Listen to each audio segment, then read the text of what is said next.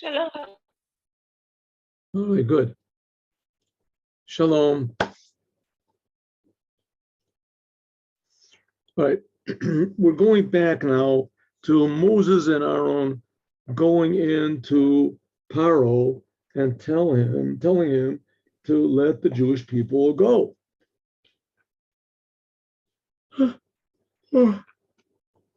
So God is sending them. God already went. They already went to Paro once, and Paro told them to get lost. It's not going to help them. Just made things worse. So now they're going in for the second time.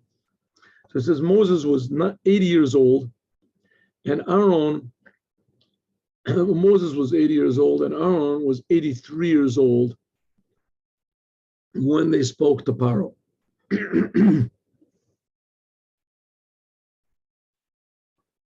That's when they first spoke to Paro. Vayomer Hashem al Moshe, God spoke to Vayomer Hashem al Moshe and Aaron, and he said like this.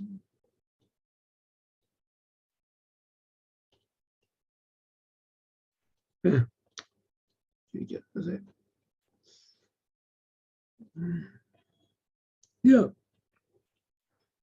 Ki yadaber aleichem Paro. When Paro speaks to you, Lamor, and he says, Tanu lechem mofes. Let's have some sort of a proof. A proof of what? Rashi says, a sign lahodia sheyesh tzorech.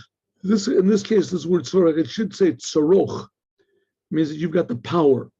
Let's see, you're coming and representing this God, and you're telling me to do things. Let's see the God that you're representing have some sort of power. What's going on here? Moses and Aaron, they're coming into Paro to do him a favor. That's what they're trying to tell him. Listen, we're doing you a favor, Paro. We represent this God who's really, really powerful. He creates the whole world, creates the heavens and the earth, and he can just, stop creating you. He can do whatever he wants. But we're giving you a chance. We want to be nice to you, despite the fact that you've made the Jews suffer for so long. Okay, that's been God's will also, but we're giving you a chance. You can avoid all of this trouble, right? The God that we represent, he wants to destroy you totally. But we're giving you a chance to avoid all this. Let the Jews go. Let them go, and then there won't be any problems. And so Paro says, why should I accept this risk? Maybe you don't even represent anybody. Maybe you're just coming in here and you're just amazing, brave bluffers. You don't represent anybody at all. So he said, give me some sort of a power that you represent a God. Let's see the one who's sending you, if he has any abilities. Here we have a Kli Yakar. Let's see if I can find this one. I didn't make it as a...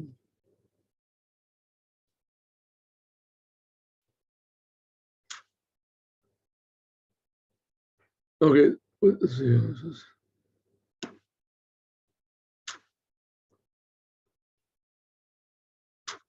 So it says, what is he supposed to do?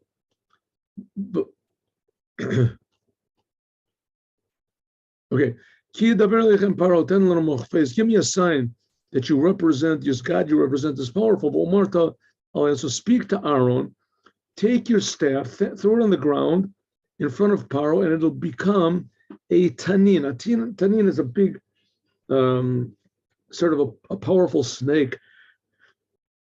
It could be, it's an alligator or a crocodile or whatever. Here the Kli Yakar says, here it says that Aaron should take his staff and it becomes a snake. And above in Parshat Shmot, Moses, he took his staff and it became a snake. There's a lot of different opinions about why exactly it happened. Some people say the tanin is different. The tanin, some people say that a tanin is like some sort of a big fish, like Rashi explains, like a crocodile or something. Some people say that a tanin is also a snake, and that's what Rashi says. Rashi says that this tanin It's the same thing. Then there's the same thing that Moses did back there to the Jewish people. He threw it on the ground, become a snake. As this is the same thing he's doing here. Okay.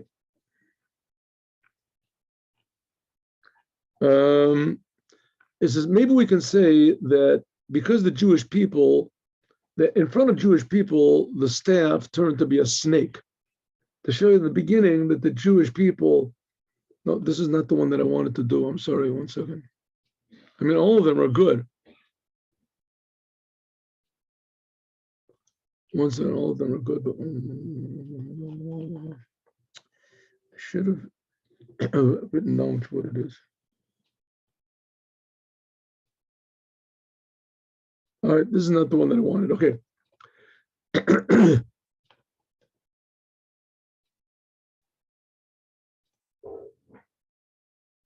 All right, there's different opinions about what the snake is. I don't even remember what this was. I went over it. I went over and then prepared it, but it didn't put down exactly which one it is. Okay, why should it be a snake? Because Paro called himself the great serpent. And it's a haftorah. He's the great serpent. So Moses is making him a sign. Here he seems to indicate that it's not exactly a snake. It's some sort of a big. So anyway, just like he said, just like a snake, how does it go? It curves itself. It doesn't go straight. It curves itself. The same thing with Paro. You're a crooked person. That's why he's doing this first as the first sign. Nega to say that he was an evil person. You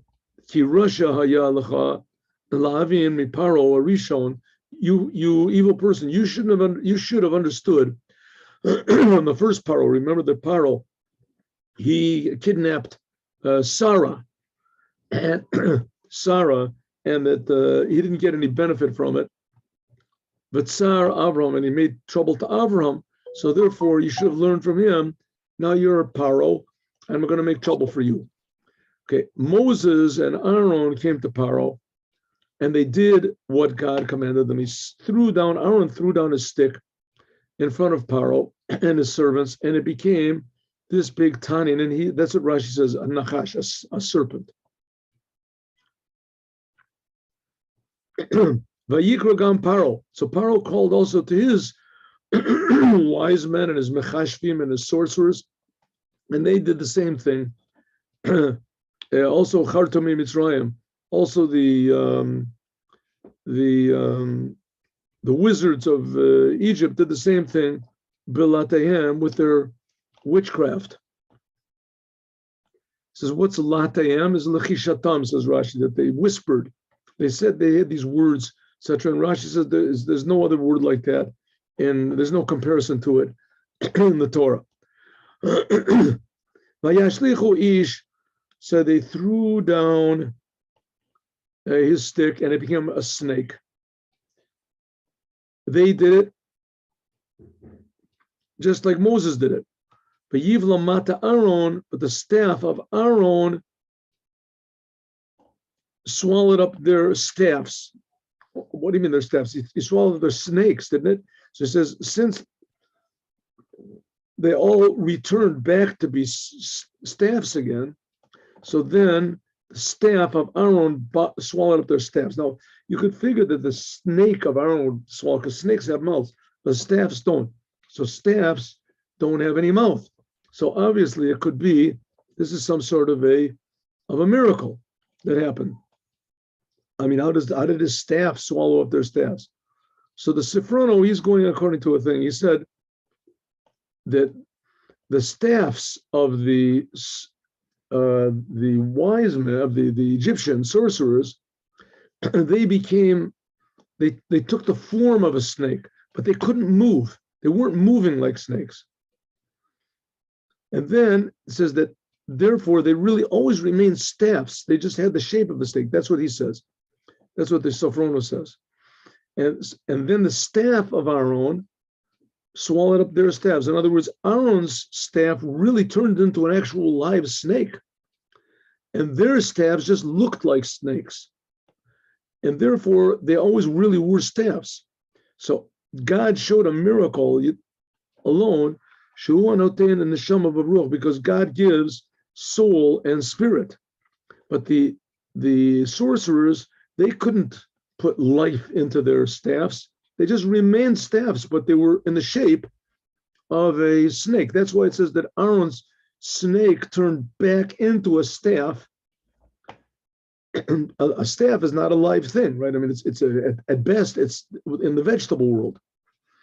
And a snake is in the animal world. So his animal snake turned back to be a staff, and then it swallowed up the staffs of the sorcerers, which really never turned into be animals anyway. They just assumed the shape.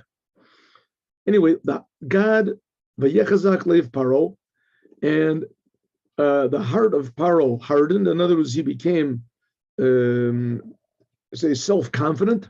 It doesn't say that God did it to him. We learned about that before.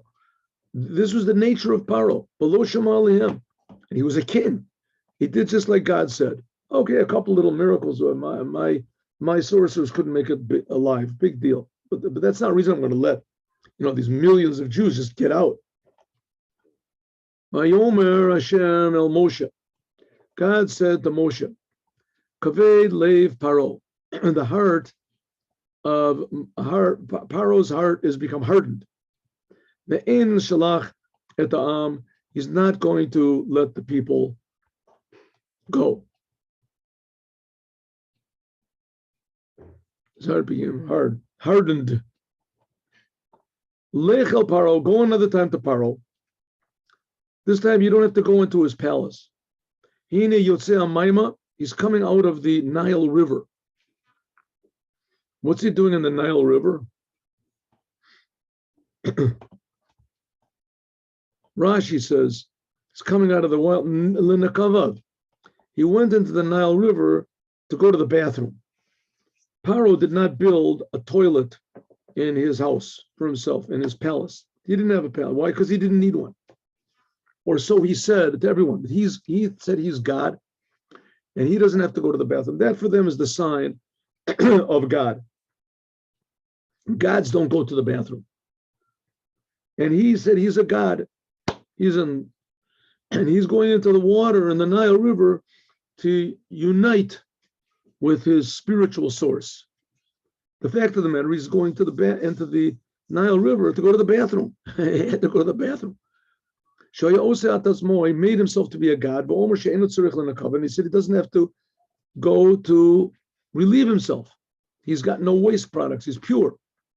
So we would wake up early in the morning, and he would go to the river, and he would go into the river, and he would go to the bathroom in the river. Now you have to remember something else. I mean, bad enough that he was, trying to fool the people, but everybody there believed that the Nile River was God, and now he's going to the bathroom on his God, or in his God, or whatever you want to call it. So, okay.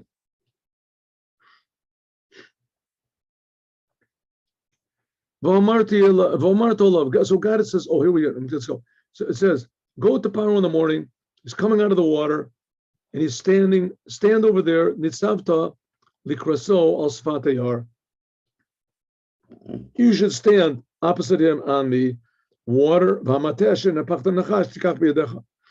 And take the staff in your hand. He said to write to Moshe. Now this time he's telling Moshe, take your staff. Say to him, Hashem Elokei Ivrim, God, the God of the Hebrews, Shalachani Alecha, sending me to you. Send the Jewish people, v'abduni, and they will serve me. Now this is a very basic thing, that God is sending the Jewish people, and this is the message that he wants to convey to Paro and also to us, that the reason we got out of Egypt was to serve God. We didn't just get out of Egypt to get out of Egypt, right? We're just free people now, which that might have been, sufficient just to be free. But God said, no, you're not free. Exactly the opposite. You're free to serve me. You're free from Paro, but you're free to serve me. Send the people that they should serve me in the desert. Listen, you haven't listened to me up to now. It says ad ko. What does it mean ad ko? Up to now. And so Rashi says this is going to be a big hint. It takes it from a midrash. You're not going to listen to me. He's giving a prophecy. You're not going to listen to me until you hear from me the plague of the firstborn. That's the last plague. She'eftach bo. What's it got to do with ko? This is the only plague where Moses says to Paro, Ko Amar Hashem. This, like this, God says, in the middle of the night, all of your firstborn are going to die. The word ko means like this. Usually Moses always prophesies with this is what God said. But the plague of the firstborn, he said, like, it's going to be like this, God said, like, because the fact is he did kill all the Egyptian children at midnight, but he was worried that maybe the sorcerers would have their clocks wouldn't work 100%. And they would all agree that it wasn't exactly at midnight. It was a second before, a second after. And they were looking for any chance that they could to see that the God of the Jews is not potent, or that he doesn't know what he's doing, he's not omniscient, or he doesn't. So he made a mistake. So God said, Moses said, it's going to be something around half, something like this, said God. It's only that, all the rest of the plagues, is that this is what God says, or that God says this. Only that's what it means. Ad ko, you're not going to listen to me until you hear these words ko, which that I'm going to say only in the 10th plague. Ko Amar Hashem. This is what God says. So, one second. Give me one moment, please. Yeah. Now you're going to know that Anochi Makeh B'mateh, I'm going to hit with my staff, Asher B'yadi, with my hand on the water, Asher B'yar, which is in the river, V'nefchu l'dam, and it will transform to be blood. What do you mean blood? Lefi, because she'en geshamim yordim b'Mitzrayim, rain does not come down in Egypt. The whole Egypt is irrigated by the Nile River. The Nile River, when it raises up, it inundates the whole, it irrigates all of Egypt. In Egypt, they serve this river. Therefore, if the first thing Moses is striking their God, that's the first plague. I mean, I see here it also says Ko Amar Hashem, so I'll have to look into that, why it is. I mean, here he says, you're not going to listen to me until Ko, and here the first plague he says Ko. So, okay, good question. I have a question, but I hope you have the same question, and we'll try to figure it. And I mean, obviously, Rashi saw the next one. Oh, here it goes. Kliyakar, here's a beautiful Kliyakar. There's a couple really knockout Kliyakars over here, and here's one of them.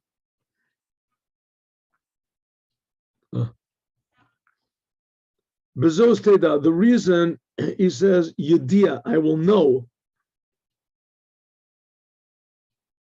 Bezos Teda, in this you will know that I am God. Why in this one he's going to know? There's going to be 9 more plagues also. The reason it says over here on this that you'll know that I am God, because the Nile was for the Egyptians was a god.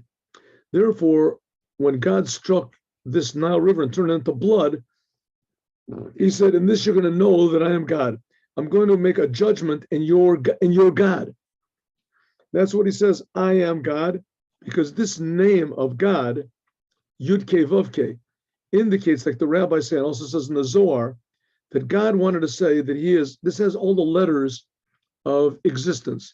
Haya, and the letters of God's name are Yud, and then Hey, Vav, Hey. So God is Haya, Hoveh, V'yeh. And all the letters of past, present, and future. In other words, all being comes from God.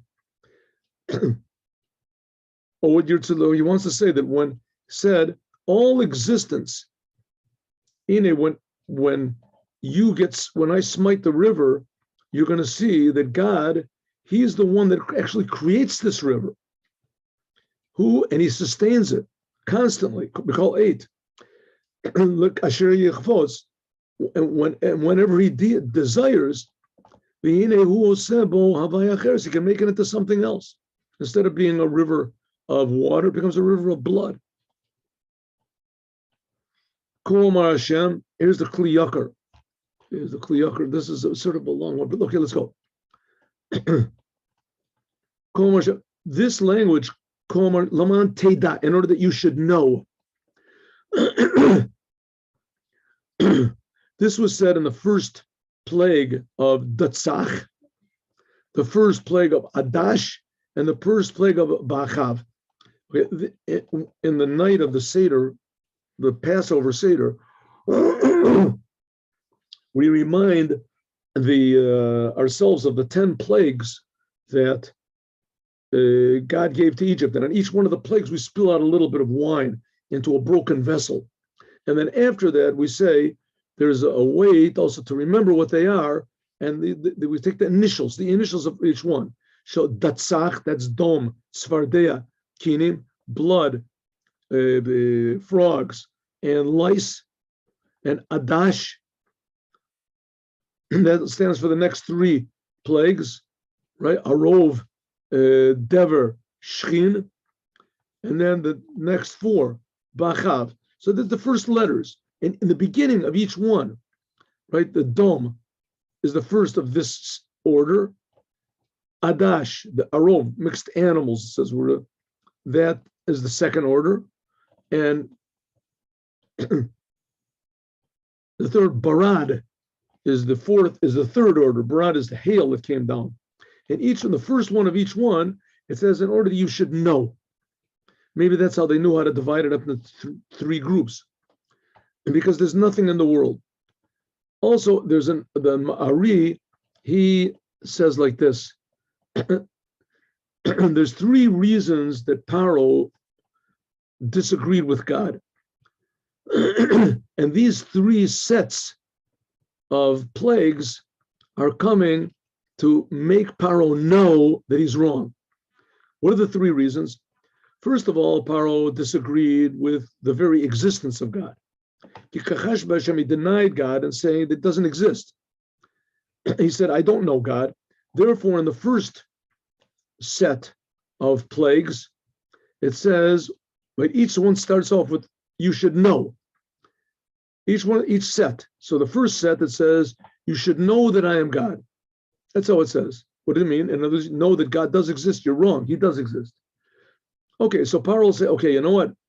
I was wrong. God exists. But, even if you want to say that God does exist, nevertheless, he exists, but he exists up in heaven, right? High up in the upper world, like Spinoza and these people said. Right? God is he doesn't really get involved in the world at all. Okay, and therefore, in the second group of plagues, it says, Ani Hashem b'kirav ha'oretz, said, I am God in the world. I'm active in the world. The third plague, the third reason that Paro had to disagree with God is, he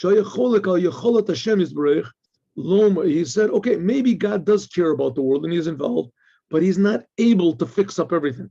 He's involved, but there's certain things that he hasn't got any power over. Therefore, Paro said, for instance, Paro said, God, maybe your God can do all sorts of things, but he can't change nature. He's not better than my magicians. We're going to see later that the magicians of Paro, they could only make things appear to look like they changed, but they couldn't really change. Al-Zeh said, there's nothing like God in the world. In other words, no one has the ability to actually change nature, that God can change things however he wants. Here's an interesting one. The Kli Yakar says that I see that all of the commentators, that everybody gives their interpretation of the reasons for the 10 plagues. So I'm going to give my reasons also. Listen to this. He says, the first plague is blood. Why did Paro make the river? Why did God make the river turn into blood? Because Paro said I created the river and I made myself. And also because he threw the Jewish children into the river. So therefore, God said, I'm going to smite the river, and also all the fish are going to die in the river. We're going to see in a second. Why? Because he wanted to stop the Jewish people from being multiplying like fish. Be careful. This is V'yidgu.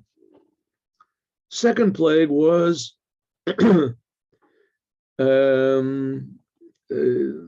frogs. Frogs, because why? God, he denied God, and he said, I don't know who God is. So therefore came along the frogs, and the frogs did know God. How do you see the frogs knew God? Because it says the frogs are very cold. And the frogs, it says that the frogs, we'll see, the frogs were jumping everywhere inside of people, but also in the ovens. And it's the opposite of the nature of a frog, usually runs away from fire. But because God commanded the frogs to jump in, so they did. The frogs listened to God, and Paro did not.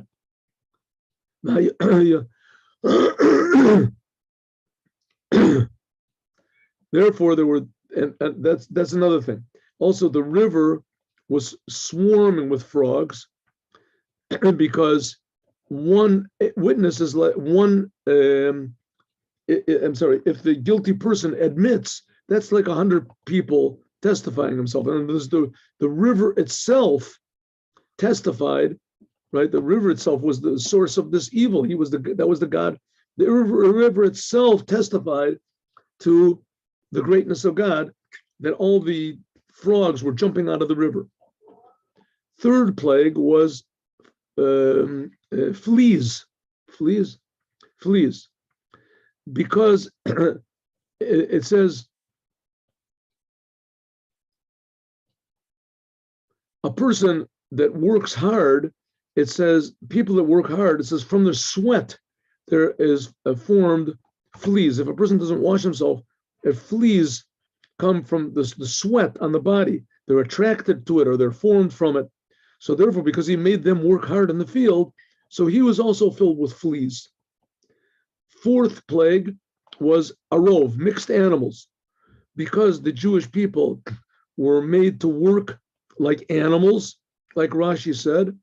So therefore, God sent animals on the Egyptians.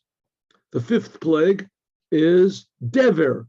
And dever means that their animals, the animals of the Egyptians died, because the Jewish people, they were shepherds. And now that they had to work, so it meant that all of their flocks all died. So God said, I'll make all of your flocks die also. Shechin, boils. Boils, because the Egyptians tried to separate the Jews from their wives, making them work hard. So therefore, God smote them with boils, which makes a marital intercourse difficult for the Egyptians. The seventh plague was hail. It says there was hail with fire inside of the hail. Fire, it made a tremendously loud noise, because Paro said, who is this God that I should listen to his voice? Therefore, he didn't want to listen to the voice of God. Therefore, God made this tremendous voice, like it says, Kol Hashem alamayim, Kol Hashem chotzev, Kol Hashem, the tremendous noise of hail falling everywhere. Arbe was locusts, because he wanted to limit the number of Jews that there were in the world. The word arbe also means multiply, arbe. So he smote him with arbe. Darkness, because he caused the Jewish people that they had to hide away their children in the darkness, just like they had to hide away Moses. So therefore he struck them with darkness. And finally, the firstborn died, because he wanted to destroy the firstborn of God, namely the Jewish people. So therefore,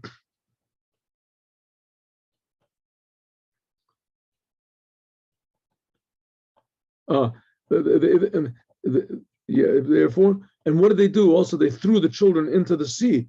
But here, in this case, God did not bring the sea upon them. They themselves ran into the sea and they drowned in it. That was in the, okay, that's all.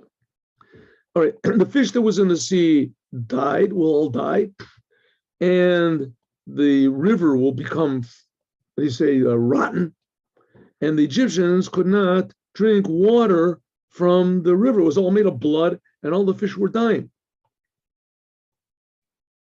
They tried. Nilu, what do you mean? They were impossible. They couldn't find any. What do you mean they nilu?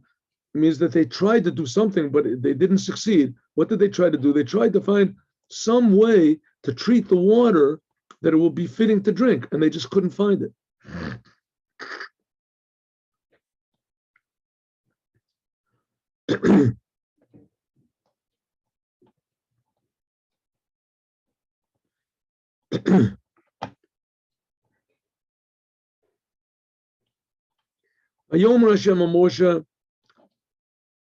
Moses, so we didn't. This is what God said is going to happen. It's going to happen. So here it goes. God said to Moshe, speak to Aaron, take the staff, take it in your hand, smite, panata yadcha, spread your hand over the water of Egypt, on their rivers, on their rivers, on the streams, whatever, on their lakes, and on all gatherings of water will be blood. Blood will be all of Eretz Israel, even in the trees and even in the stones. Blood. Why did God say to Aaron to do it? Why didn't Moses? Because the river, the Nile River, protected Moses when he was thrown into the river to save him from the soldiers of Pharaoh, right? When he was born. Therefore, he did not smite the river, not with blood and not with the frogs. The frogs also came jumping out of the river. The Aaron did it. These are the rivers that come out. Okay, Yorayami explains what are these different types of bodies of waters. What's a Yor? What's an Agam? The whole land of Israel, whole land of Egypt. I'm sorry. Even in their baths, no matter what, even the water which were in the vessels, be'etzim of Avanim, it says the waters that were in the vessels of stone and the vessels of wood.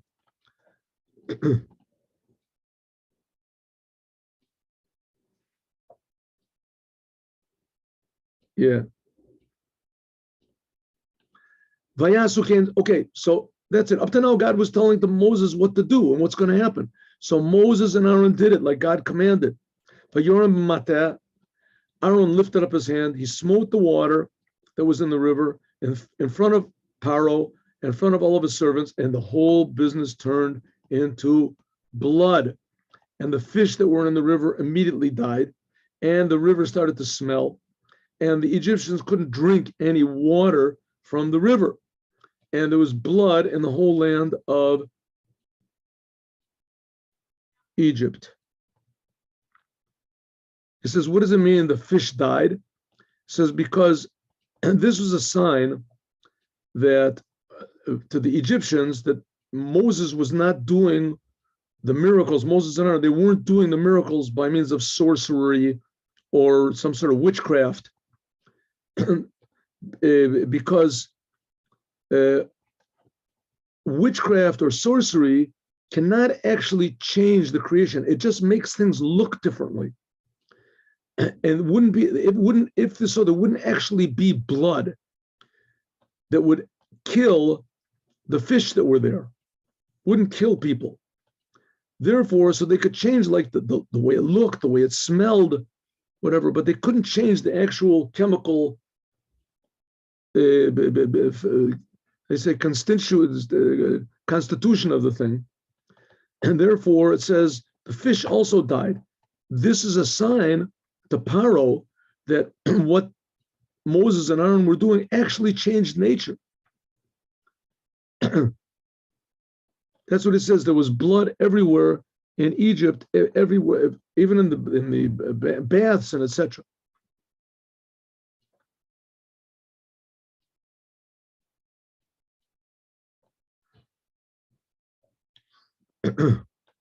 The Khartoumim Mitzrayim, they tried to do the same thing, and but and they didn't. They couldn't. And the heart of Paro got hard, and he didn't listen to them, just like God commanded. Okay, the obvious question is, what do you mean they did the same thing? All the water in Egypt turned into blood. So how could the Egyptians do the same thing? There was no water left for them to change. How did they possibly do it? So he gives a couple of answers. One of the answers is that the Jews did have water. They only changed blood to the Egyptians. The Jews did have water. And in fact, it says in another place that the Jews became rich because they sold water to the Egyptians. So that was the water that they changed. That's one answer. Sort of, it's not really such a good answer, because it says that anytime the Egyptians took possession of any water, it automatically turned into blood. That's another answer is that only the water that was revealed in the rivers, etc., but water that was under the ground, it didn't become blood. And it was that water. How do you know they wanted water from under the ground? Because it says, "V'yachpru kol Mitzrayim sevivot yar," that the Egyptians dug into for water to drink because they couldn't drink the water from the river. So in other words, when they would put, let's say, a straw into the water, they wouldn't touch it. Maybe there was water. So in that way, they could finally find some water. Anyway, however it was, there he says, yeah.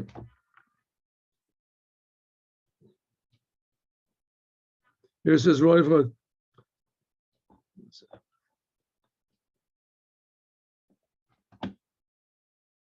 that's what the Ohr HaChaim asks. How did they find any water? So he says he thought maybe it could be that it was only the water that was under the ground. That's where they found. They dug in. And another explanation is that the Jewish people, they became rich from this plague because they were selling water to the Egyptians. Anyway, look over there. But they couldn't. In any case, we already saw that this didn't make any effect on Paro, even though that he saw clearly that this was coming from God, because it actually changed the nature of the water, and his sorcerers couldn't do that.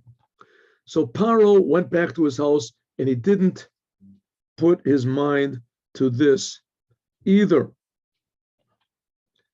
Vayachpru Mitzrayim, that's what we said. They dug, and they couldn't find any water. Vayimalei Shivas Yamim, they're past 7 days after this first plague, and God spoke 7 days. It says, how do you know it's 7 days? The river did not go back to its original state. That every single plague was 1 week, a quarter of the month, and then there were 3 weeks they had to think about it and to decide. Paro had to think about it and decide if he was going to change his mind or not. Each one of the plagues.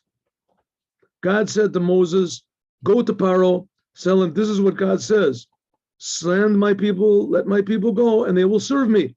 And if you don't serve me, then and your whole land is going to be filled with frogs. And this is what we're going to talk about, God willing, tomorrow. This Torah portion, Parshas Vo'era, has the first 7 plagues. And next week in Bo is going to be the next 3 plagues. So let's do as many as we can today. Have a good day with Mashiach now, and hope to see you tomorrow at 8:15 in the morning. Goodbye, Rabbi.